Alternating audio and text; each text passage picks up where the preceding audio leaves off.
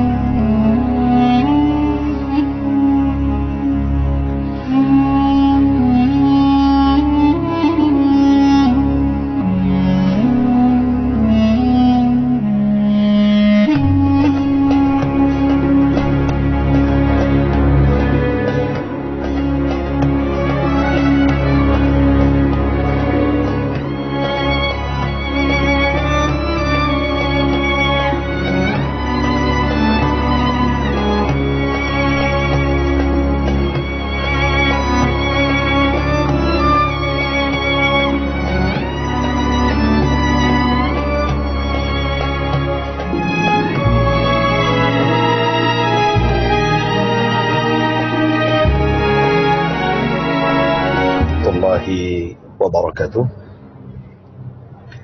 Alhamdulillah wassalatu wassalamu ala Rasulillah wa ala alihi wa sahbihi wa mawalah wa la hawla wa la quwata illa billahi wa ba'du. Alhamdulillah, segala puja dan puji hanya milik Allah Subhanahu wa taala. Di pagi hari yang cerah ini Allah Subhanahu wa taala masih memberikan nikmat kepada kita sehingga kita masih dibangunkan oleh Allah Azza wa Jalla dalam kondisi sehat walafiat. Dan dalam perjalanan pulang dari pengajian di Batu Haji ini, ada sedikit faedah yang ingin saya sampaikan di pagi hari ini. Karena ini di hari Jumat, maka saya akan sedikit menceritakan tentang sejarah sholat Jumat. Kapan sholat Jumat ini awal didirikan dan kapan Nabi Sallallahu Alaihi Wasallam pertama kali melaksanakan sholat Jumat. Ma'asyiral muslimin yang dimuliakan Allah Subhanahu Wa Taala, kita tahu bahwa sholat Jumat adalah termasuk syiar daripada syiar-syiar Islam. Allah Subhanahu Wa Taala mengatakan, ya ayyuhalladzina amanu idza nudiya lis-salatil jum'ati fas'au ila dzikrillahi wa dzarul bai'. Wahai orang-orang yang beriman, apabila dikumandangkan azan seruan untuk melaksanakan salat Jumat, maka bersegeralah kalian mengingat Allah Subhanahu wa taala dan tinggalkan segala jenis perniagaan jual beli kalian. Dan kita tahu bahwa terjadi khilaf para ulama kapan sebenarnya salat Jumat itu diwajibkan kepada kaum muslimin. Apakah di periode Mekah ataukah di periode Madinah?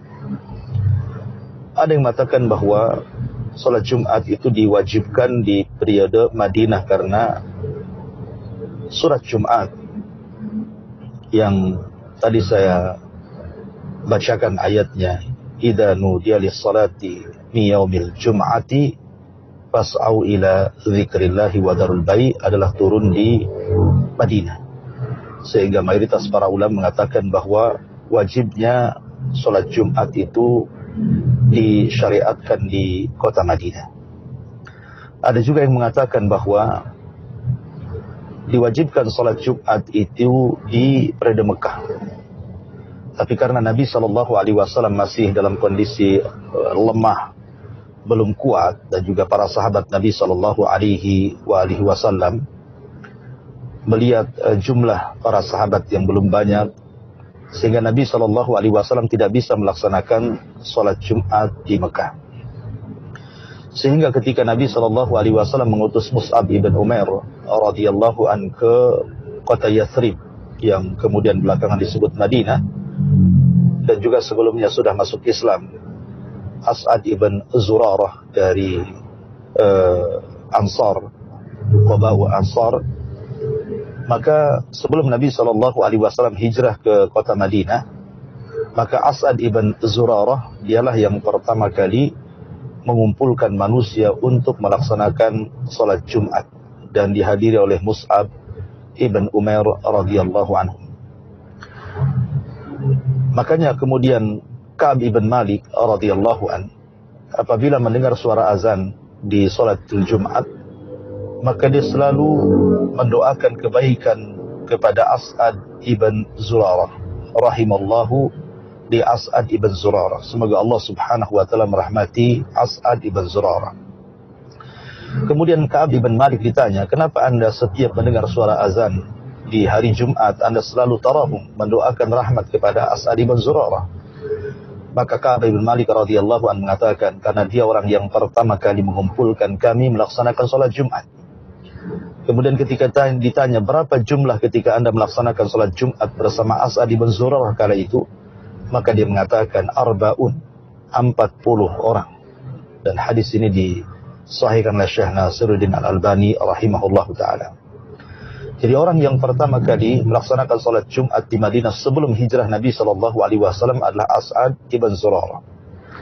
Adapun Nabi sallallahu alaihi wasallam sendiri, ketika beliau pertama kali melaksanakan Jumat adalah ketika hijrah beliau dan beliau sampai di Kuba.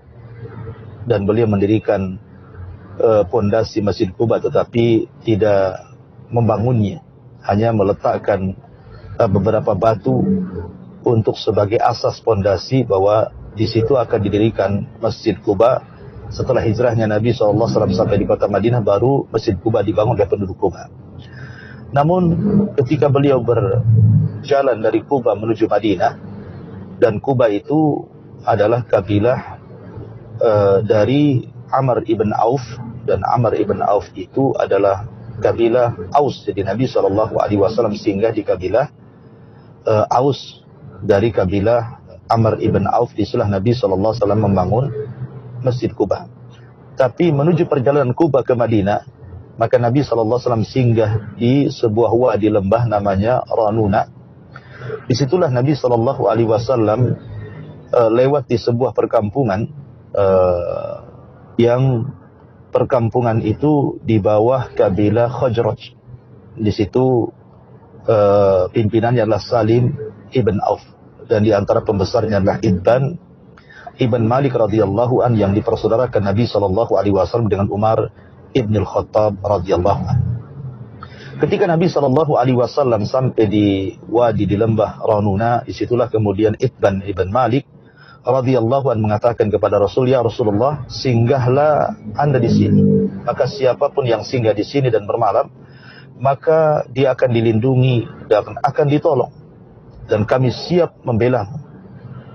Maka Nabi SAW pun tidak enak hati, karena bagaimanapun bahwa Rasul sudah singgah beberapa hari di kabilah Amr ibn Auf, kabilah Aus. Maka Rasul pun kemudian bersinggah di kabilah Khazraj, di kabilah Salim ibn Auf. Kemudian kata Ibn Malik, salatlah engkau di sini wahai Nabi SAW. Lah kebetulan Nabi SAW bertolak dari Kuba itu di waktu duha, dan ketika sampai di kabilah Salim ibn Auf mendekati waktu Jumat, maka Nabi SAW akhirnya pun kemudian melaksanakan sholat Jumat di kabilah Salim ibn Auf radhiyallahu anhu. Maka itulah sholat Jumat yang pertama kali dilakukan Nabi SAW ketika hijrah dari Mekah ke kota Madinah. Dan alhamdulillah tempat sholat Jumat Nabi SAW pertama kali didirikan bersama para sahabat pasca hijrah beliau. Kemudian didirikan satu masjid yang disebut dengan Masjid Jumat, atau sekarang disebut dengan Masjid Atikah. Ada juga Masjid Qoryah, ada juga dikatakan Masjid Wadi, dan masjid itu berdiri sampai hari ini. Inilah diantara sejarah salat Jumat yang pernah dilakukan di zaman Nabi Sallallahu Alaihi Wasallam. Semoga faedah ini bermanfaat bagi kita semua. Dan saya tutup dengan kafaratul majlis. Subhanallah bihamdika, asyhadu an la ilaha illa anta, astaghfiruka wa atubu ilaik. Allahu ta'ala. Assalamualaikum warahmatullahi wabarakatuh.